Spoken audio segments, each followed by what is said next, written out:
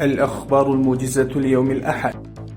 أصدر المتحدث الرسمي باسم إمارة أفغانستان الإسلامية المولوي ذبيح الله مجاهد بيانا نفى فيه تصاريح وزير الدفاع الروسي سيرغي شيجون بأن الجماعة المسلحة تشكل خطرا كبيرا على أمن دول آسيا الوسطى من أفغانستان. قال وزير الحج والإرشاد الشيخ المولوي نور محمد ثاقب في المؤتمر الصحفي للتقرير السنوي لهذه الوزارة أن هذا العام بناء على طلب الإمارة الإسلامية تم ارتفاع عدد الحجاج من 13,000 إلى 30,000، وأضاف أننا وقعنا عقدا مع شركة كوم إير لنقل الحجاج الأفغان إلى السعودية.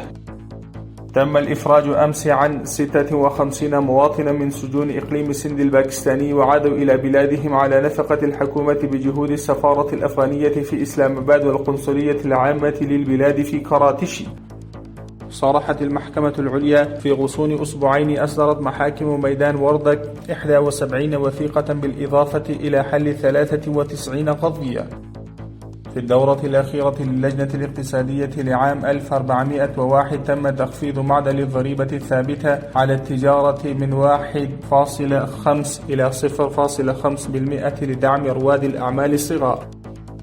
احتفلت إدارة الإعلام والثقافة لمقاطعة نجرهار أمس في العاصمة جلال آباد المقاطعة المذكورة بالذكرى 31 لانتصار المجاهدين في حديقة أمير شهيد ضد الاحتلال الشيوعي. تم منح بطاقة الأمن للعائدين إلى البلاد خلال لجنة الاتصال مع الشخصيات الأفغانية ويعيشون بالأمن كالمواطنين الأفغانيين.